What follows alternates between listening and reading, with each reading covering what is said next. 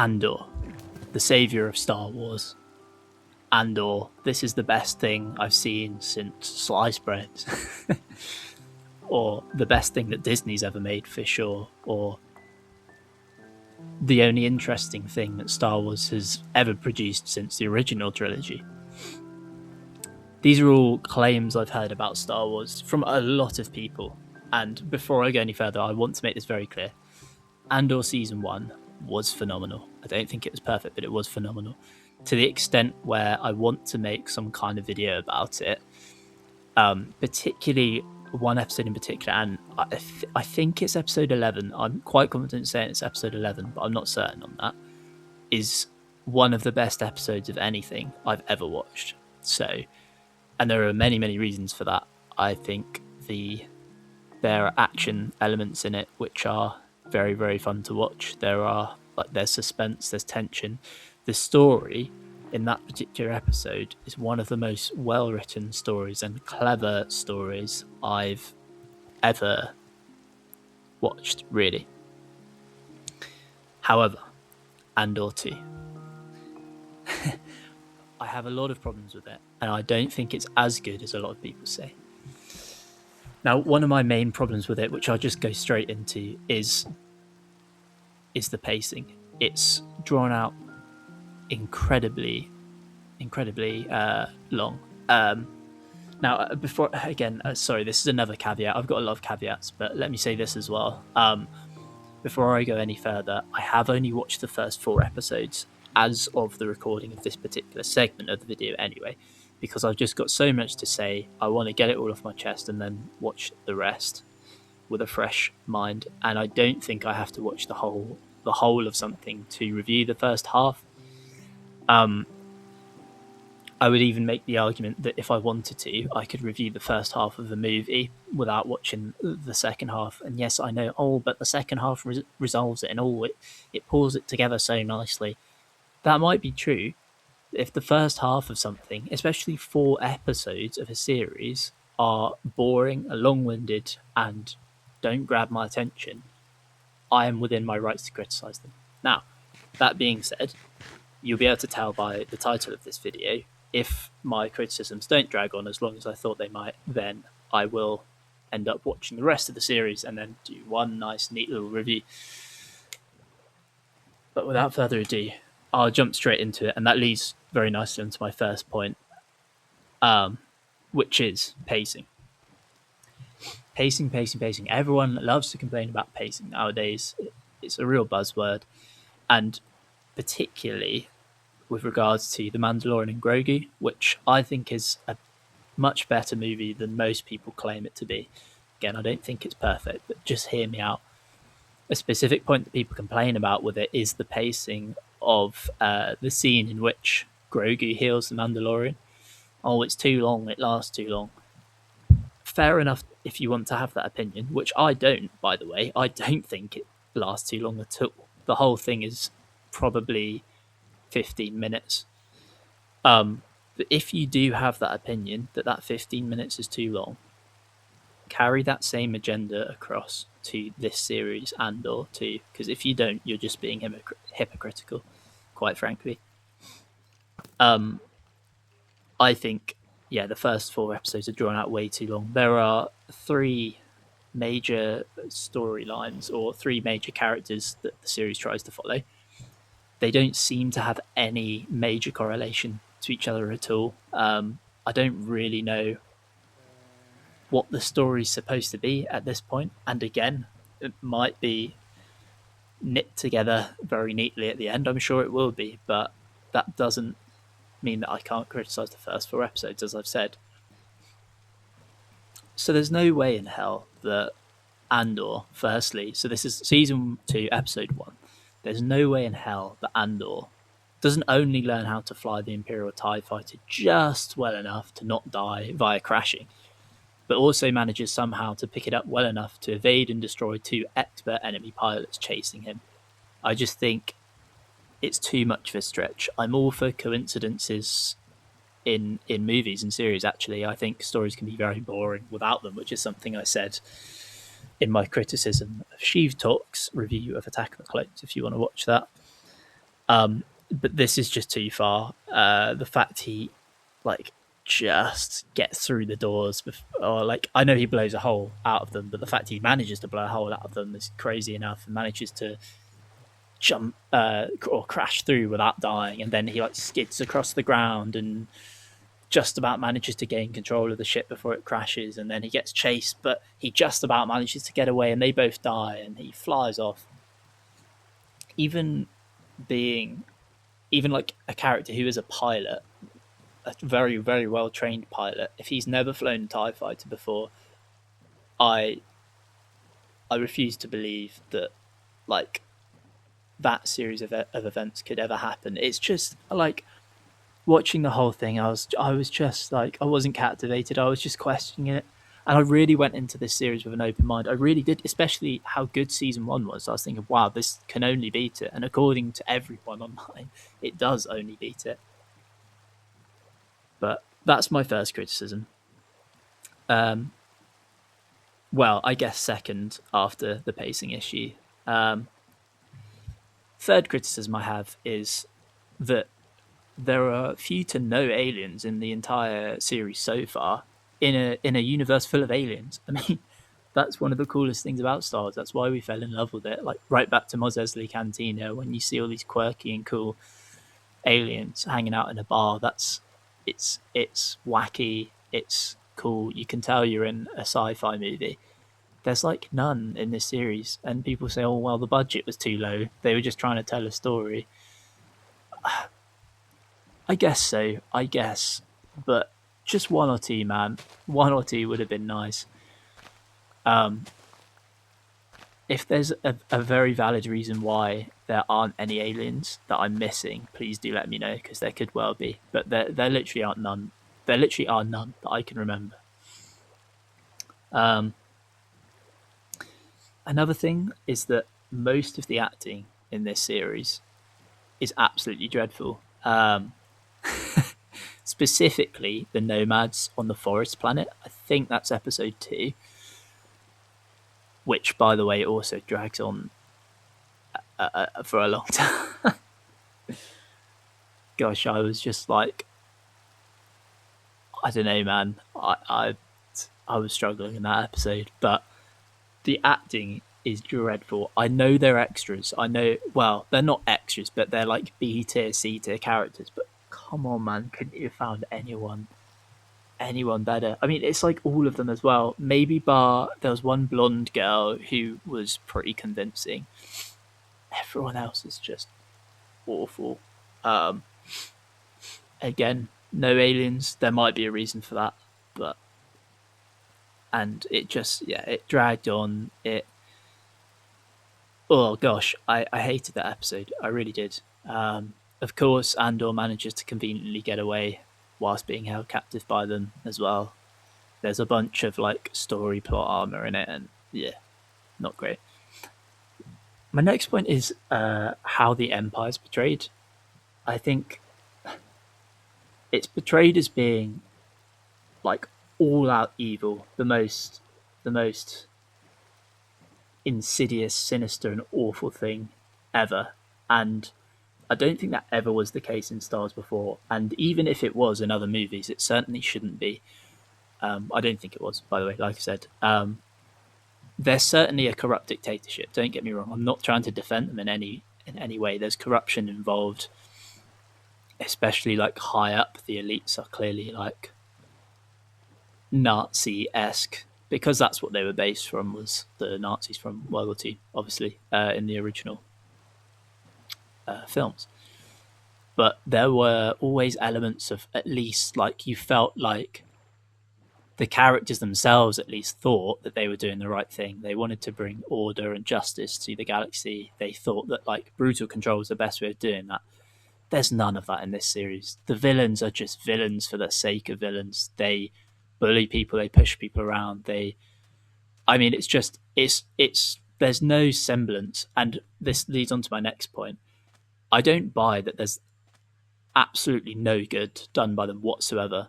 I think this would have been a really interesting concept to explore in a series like Andor, and I think Andor does it really well, especially in the first season. of showing this like moral greyness of the rebels for sure. I just don't think it does it with the Empire. Apologies for the uh, abrupt cut there. I just wanted to retrospectively add in an extra point on this point. So moral complexity with the rebels, yes, done very well. If anything, slightly overdone, but actually, you know what? I don't want to say that. It's done really well. I think especially in season one, as I said previously, because the rebels are forced to make some really tricky decisions for the greater good, and that's what the point of Andor is. It's the greater good, the whole thing. It hammers it home, and then some. This whole idea that you have to make sacrifices for the greater good, which is a really interesting concept.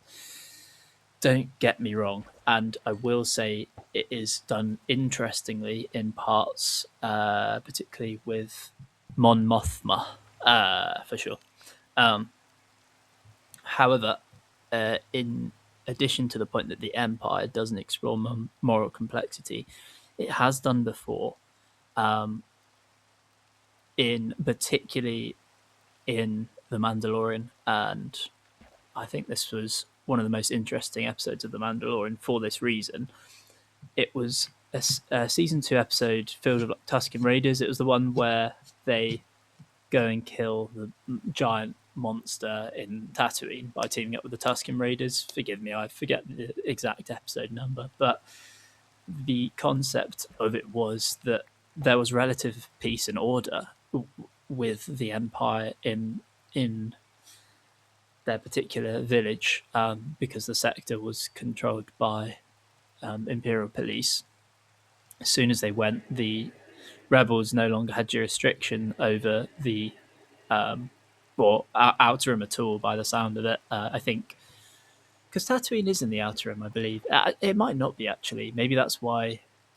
Gosh, this is really bad Star Wars knowledge from me. Let's just assume it is because I've got an inkling that it is because there's gangsters and all sorts on it. So the point being that the Empire had a certain amount of jurisdiction over parts of it and stopped like illegal slave mining and that kind of thing, which interestingly that kind of thing returns as soon as the Empire leaves.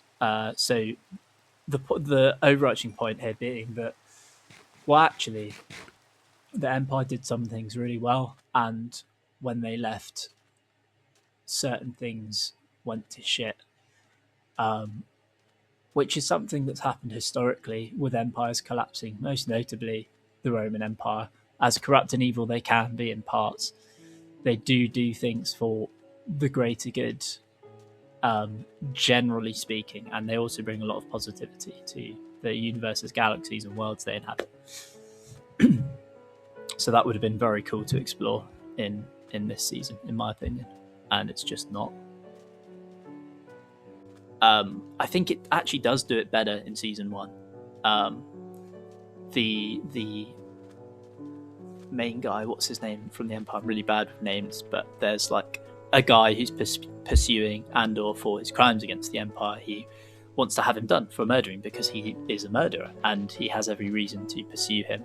And he sees the corruption within the Empire itself and doesn't agree with that either. And I think that's done really well. There's just none of that in season 2, other than one character in season 4 who is starting to break, the blonde woman who's quite high up in the Empire. You can tell that she's starting to break and she's starting to question the Empire and like how she's been brainwashed by it for years, and it's too late to like change and all that. That's really good. I just think that's the only example of it, and there needs to be more, man. It would have been so cool. It would have been so interesting if like just one character was like trying to do something different or do something good and not just be like an evil brute who bullies everyone, you know? Because even the blonde girl is that, let's face it, and always has been. It's just not very believable. She's just not. Yeah, it's not believable. My next point is a scene in season 2, episode 3, which I think is called The Harvest, in which Andor blows up an Imperial people carrier, should I say. And again, this might be a bit of a nitpick, but Is he certain that there weren't any of his friends being held or carried on it? And I'll say this is a weak criticism and a bit of a nitpick, because I suppose you could argue that in war and desperate times, collateral damage is a risk you need to take, even involving your friends to some extent, I suppose. But it did seem like it threw me off a bit when he just went, like, it's the first thing he does as well when he enters the atmosphere of the planet. It's straight in, boom, boom, boom, boom, blows up the first people carrier that he sees. I don't know. Yeah. There's another scene in this episode in which, using the TIE fighter as a distraction, Andor's friend runs away without making a single sound, and suddenly, like, somehow evades a series of laser blasters, jumps on his speed, and just about gets out. I will say, watching this, I was like, nah, there's no way. But he does eventually get caught up, spoiler alert, by a stormtrooper who kills him. I think that's the first time I've ever seen a stormtrooper kill anyone, so that's a step in the right direction for sure. But it takes him longer than he should, for sure. Season 2, episode 4 now. I think it's called Have You Ever Been to Gorman? There was a 2-minute 30 intro. 2-minute 30. Non-skippable intro, by the way. Which just adds to my point that the pacing in this show is just dreadful. Like, bro, I've seen the first 3 episodes. You don't need to recap it. It was recapping every little detail. I was raging, man. It felt like just a bit of filler, to stretch out the other episodes. It was then followed by another flashback from Bix's torture. She's just getting a bit boring now. I get, like, she's in trauma. The torture was horrendous and is affecting her, but we've seen 2 really drawn out flashbacks of that. And by the way, that's another criticism I have. Well, actually, no, this is my first criticism with the first series, is that her torture scene was just way too dragged out and unnecessary, and as to my point of, like, the Empire just being evil for evil's sake.